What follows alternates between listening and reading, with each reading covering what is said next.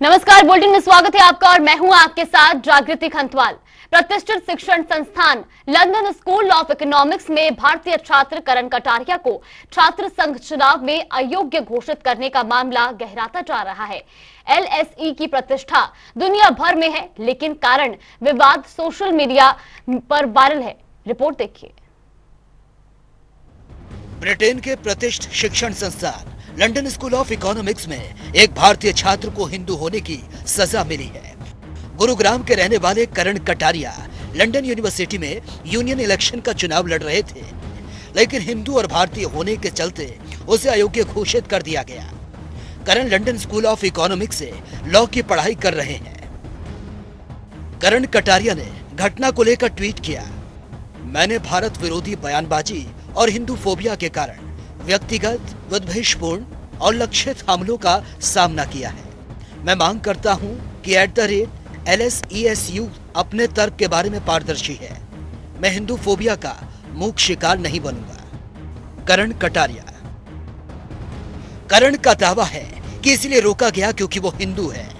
करण का यह भी कहना है कि उसे बहुत सारे एशियाई और दक्षिण अफ्रीकी मूल के छात्रों का समर्थन हासिल था। करण कटारिया ने आरोप लगाया कि लंदन यूनिवर्सिटी में भारत विरोधी अभियान चलाया जा रहा है। इसको लेकर डेमोक्रेसी कमेटी में अपील की गई, लेकिन उनका पक्ष नहीं सुना गया। और यही नहीं, कुछ इस्लामिक स्टूडेंट्स और एक लॉबी ने उनका विरोध किया। करण की उम्मीदवारी के खिलाफ व्हाट्सएप ग्रुप पर बीते 24 मार्च को अभियान चलाया गया और उसे हिंदू राष्ट्रवादी होने का आरोप लगाकर चुनाव से बाहर कर दिया गया। लंदन स्कूल ऑफ इकोनॉमिक्स में भारतीय छात्र के साथ हुई कथित भेदभाव के मामले को लेकर हरियाणा के मुख्यमंत्री मनोहर लाल भी हरकत में है। सीएम मनोहर लाल ने मामले को लेकर कॉलेज प्रशासन को पत्र भी लिखा। मुझे बताया गया है कि London school of economics and political science में स्कूल में पोस्ट ग्रेजुएट छात्र करण कटारिया स्टूडेंट्स इंस्टीट्यूट्स में भेदभाव और उत्पीड़न का सामना कर रहे हैं। कटारिया को लंदन स्कूल ऑफ इकोनॉमिक्स छात्र संघ के महासचिव पद के चुनाव के लिए अयोग्य घोषित कर दिया गया है। यह फैसला अयोग्यता कारणों से नहीं लिया गया, इसके बजाय नस्ल और विश्वासों के आधार पर भेदभाव हुआ है। मैं समझ सकता था कि जब उनकी मां और बहन मुझसे मिलने आए तो वो गंभीर मानसिक संकट में थे।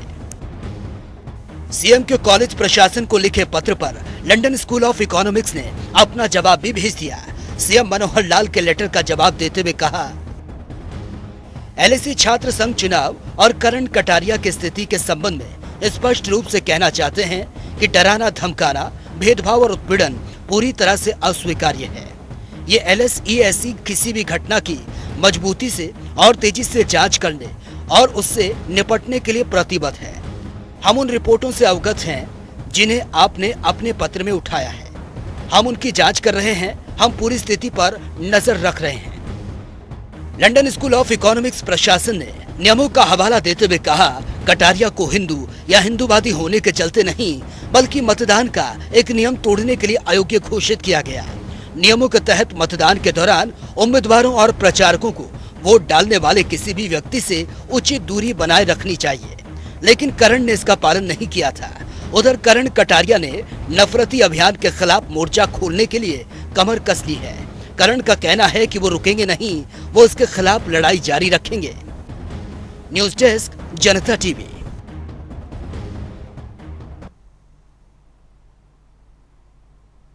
और इस पूरे घटना के शिकार हुए करण कटारिया एलएसई स्टूडेंट हमारे साथ जुड़ गए हैं। करण, सबसे पहले बहुत बहुत स्वागत है आपका जनता टीवी पर।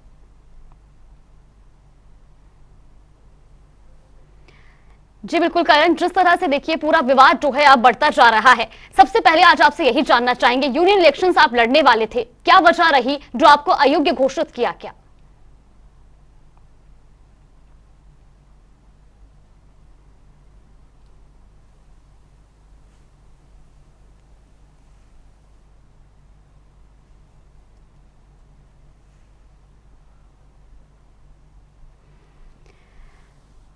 करण से लगातार संपर्क करने की कोशिश कर रहे हैं। आपको बता दें कि करण को यूनियन इलेक्शंस में लड़ने से अयोग्य घोषित कर दिया गया, जिसके बाद सीएम मनोहर लाल ने भी इस मामले को लेकर एलएसई को पत्र लिखा, जिसके बाद सीएम मनोहर लाल ने अपने पत्र में भी यह जिक्र किया कि मुझे बताया गया है कि London school of economics and political science में कानून में पोस्ट ग्रेजुएट छात्र करण कटारिया इंस्टीट्यूट में भेदभाव और उत्पीड़न का सामना कर रहे हैं।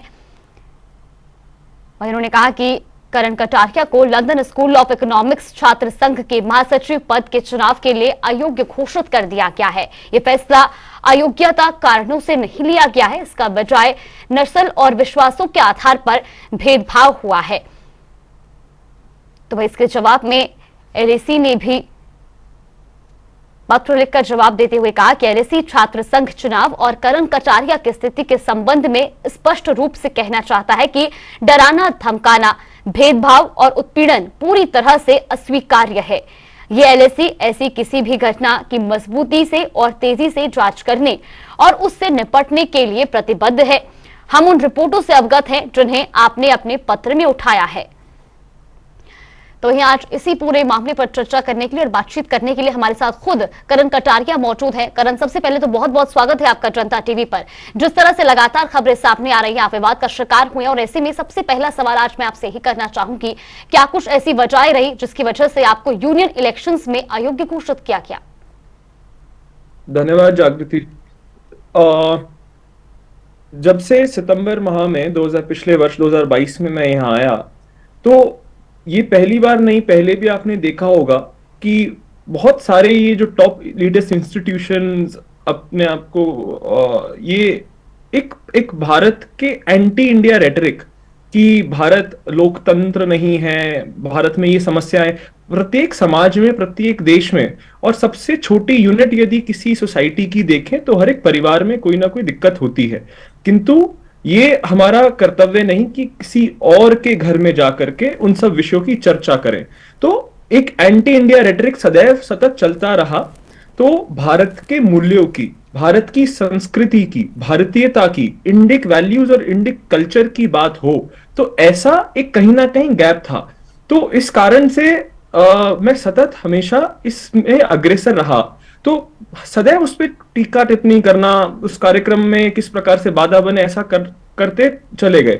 जब जनरल सेक्रेटरी सबसे लीडिंग पोजीशन स्टूडेंट यूनियन की थी, प्रभाव हो सकता था, तो कुछ ऐसी शक्तियों ने कि किस प्रकार से करण कटारिया को रोका जा सके, तो ऐसा एक प्रयास किया। और 24 मार्च 2023 को जितने बहुत सारे सोसाइटीज के व्हाट्सएप ग्रुप्स में बहुत मास फॉरवर्डेड मैसेजेस ऐसे भेज दिए जाते हैं जिसमें ये आरोप लगाए जाते हैं कि करण कटारिया एक इस्लामोफोबिक है, होमोफोबिक है, वो क्यूरफोबिक है, हिंदू राष्ट्रवादी है, और पूरा कि ये हिटलर से और हिटलर की विचारधारा से, मतलब जहां उनका जो नैरेटिव सूट करता था, जिस प्रकार से उसको लेट डाउन कर सकते थे, वो किया, ये बदनाम करने के लिए। और उसी के साथ साथ उन्होंने सैकड़ों कंप्लेंट स्टूडेंट यूनियन में रिटर्निंग ऑफिसर को मेरे खिलाफ दी, और बहुत ही टेक्निकल और फैशन तरीके से 26 तारीख को रिटर्निंग ऑफिसर मुझे बिना कोई तथ्य दिखाए, बिना कोई एविडेंस दिखाए, बिना कोई कंप्लेन बताए मुझे चुनाव से बाहर कर दिया जाता है। इसके बावजूद मुझे वोट नहीं बताए जाते हैं। ये मुझे पूरा जिस प्रकार से जन समर्थन विद्यार्थियों का मुझे मिला, तो पूरा विश्वास था कि बहुत एक अच्छे अंतर से, बहुत दशकों बाद भारत का कोई विद्यार्थी स्टूडेंट यूनियन को लीड करेगा। किंतु बहुत टेक्निकल और मैकेनिकल वे से, बिना कोई तथ्य बताए, मुझे स्टूडेंट यूनियन इलेक्शन से बाहर कर दिया जाता है। जी बिल्कुल करण, ये भी जानना चाहेंगे, कॉलेज अथॉरिटीज से आपकी बात हुई होगी, उनका क्या कुछ कहना है, उनका क्या स्टेटमेंट इस पूरे मामले पर सामने आया है?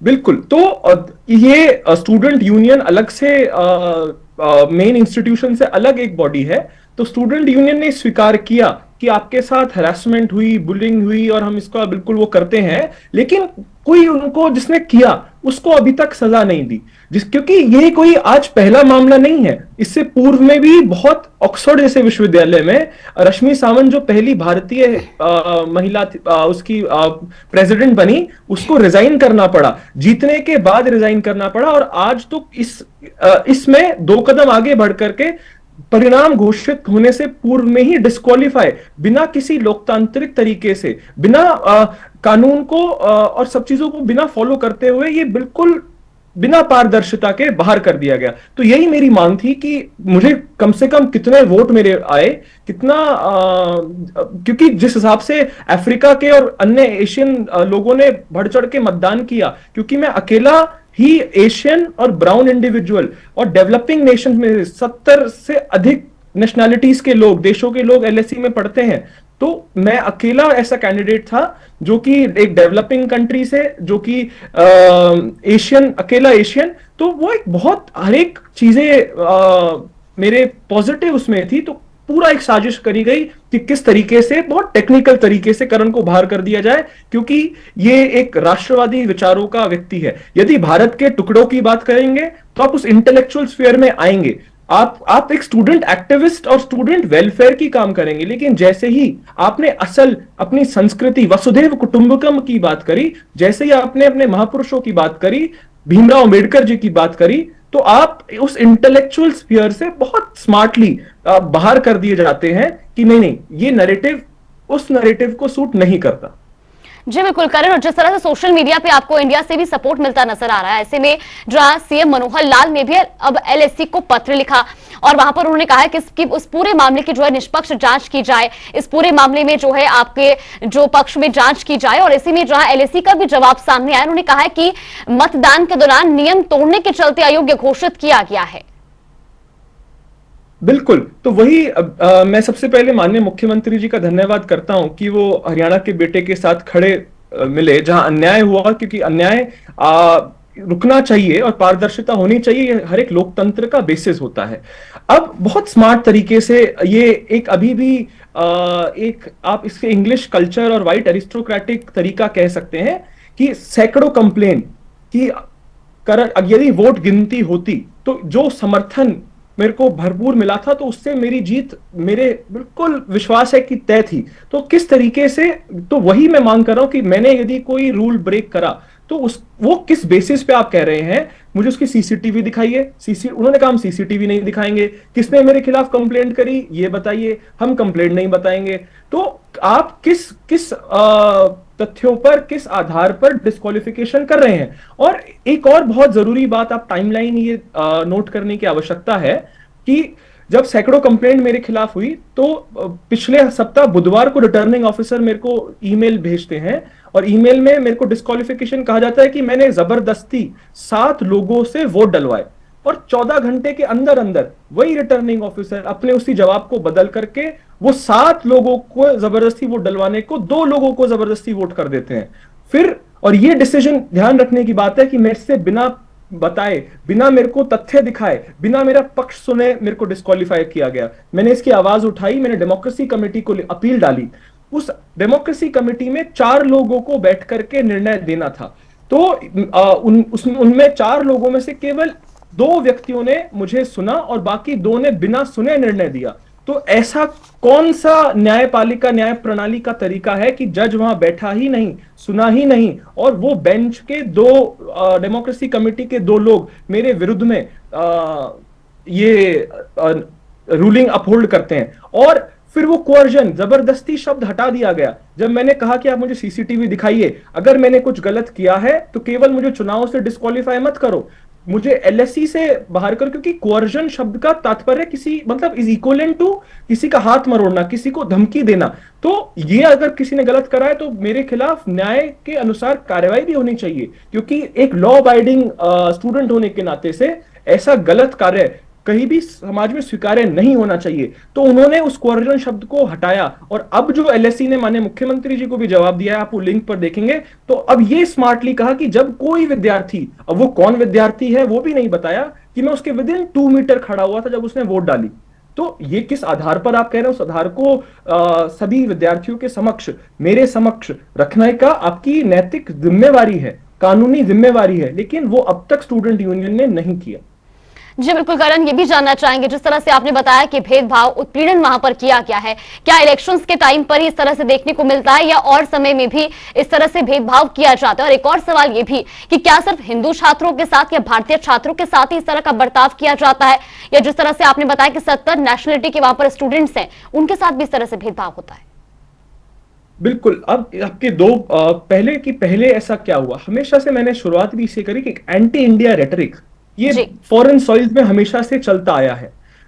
हमारे मूल्यों को, मतलब हमारी संस्कृति को स्वीकार और उस ट्रुथ को छुपाने के लिए सदैव हम पर आक्षेप करे गए कि हम लोग अनसिविलाइज्ड हैं, हमें गोरों ने आकर के सिविलाइज्ड बनाया, हमारा गौरवशाली इतिहास अब तक रिकॉग्नाइज करने से ये लोग डरते हैं।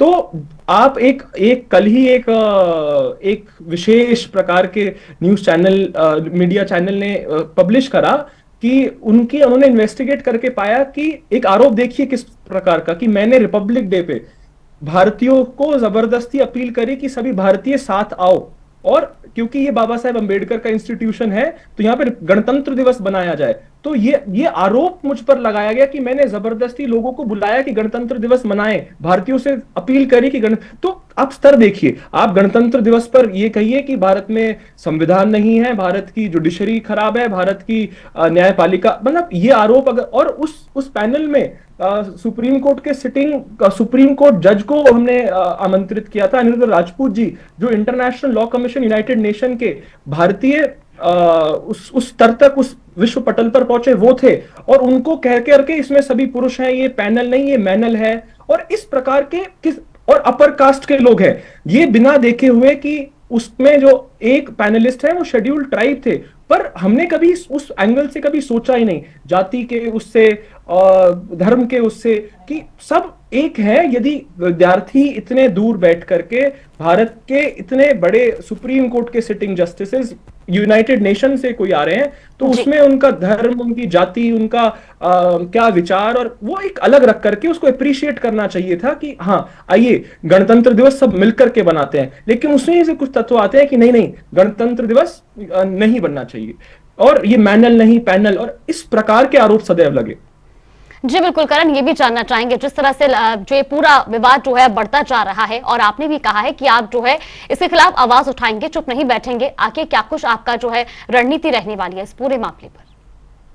मेरा केवल यही कहना है कि जो ये स्मीयर कैंपेन, जो ये एंटी इंडिया रेटरिक, जो ये भेदभाव ऐसा किया गया, तो इसमें एक फैक्ट फाइंडिंग कमिटी बैठे, और किसने किया, क्यों किया, क्योंकि कितनी बार ये चीजें रिपीट होंगी। पिछली बार जीतने के पश्चात रश्मि सावंत को फोर्स करके ऑक्सफोर्ड यूनिवर्सिटी से हटाया गया, इस बार मुझे चुनाव प्रक्रिया से ही बाहर कर दिया गया। वोटिंग हो गई, सब कुछ होने के बाद भी ऐसा कौन सा वो है कि आपकी वोटिंग हो गई और वोटिंग के बाद आप कैंडिडेट को बाहर कर देते हैं, कैंडिडेट को वोट नहीं बताते। तो ऐसे कितने करण कटारिया, और इन विदेशी धरतियों पर ये, क्योंकि इतना इंडियन स्टूडेंट्स हम जाते हैं, हमें सिर्फ कैश काउ समझ करके कि इनकी इकोनॉमी और इनको बूस्ट करने के लिए नहीं, यहाँ हमारे कुछ अधिकार भी हैं, हमारे देश का गौरव भी है, और अगर को हमारे देश में कोई दिक्कत है, हमारे समाज में कोई दिक्कत है, तो हमारा संविधान, हमारी न्यायपालिका और हमारे देश के लोग सक्षम है उसको निपटने के लिए,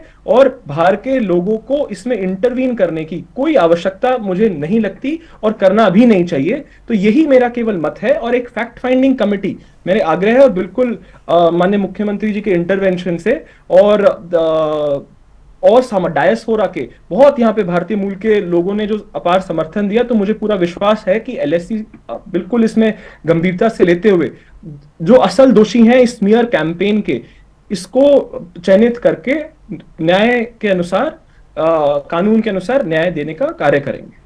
जी बिल्कुल करण, और जिस तरह से आपने बताया कि वहां पर भारतीय मूल के कई छात्र वहां पे रहते हैं, हजारों की संख्या में हर साल वहां पर छात्र पढ़ने के लिए जाते हैं, और ऐसे में बड़ा सवाल ये भी उठता है कि जब मतदान हो चुका था तो क्यों उसकी जो पूरी लिस्ट है वो आपको नहीं दिखाई गई, या उसके जो रिजल्ट्स हैं वो आपके सामने क्यों नहीं रखे गए? और ऐसे में अगर अब एलएससी कॉलेज अथॉरिटी इसमें जो है आपका समर्थन नहीं करती है, आगे इस पर जांच नहीं करती है, तो तब क्या अगला स्टैंड आपका होगा?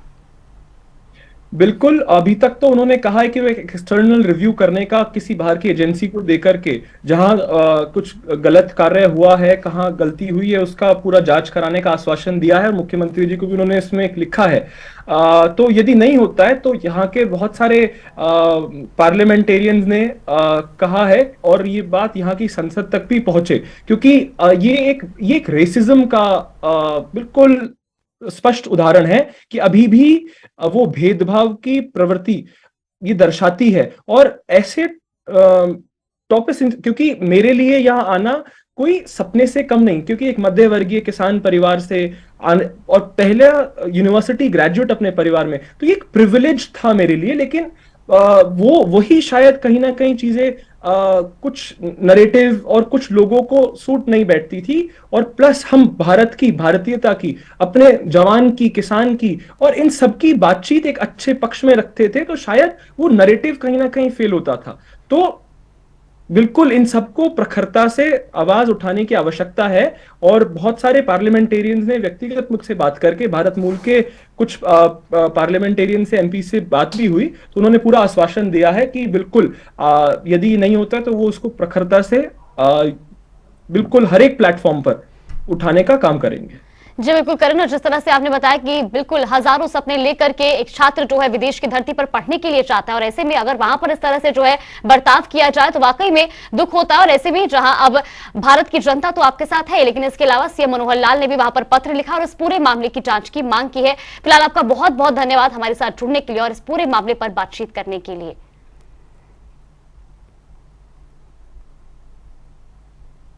तो एलएसी को सीएम मनोहर लाल पत्र लिख चुके हैं और जहां पर जवाब में ये कहा गया कि इस पूरे मामले की जांच की जा रही है। फिलहाल बुलेटिन में बस इतना ही। आप बने रहिए हमारे साथ। नमस्कार।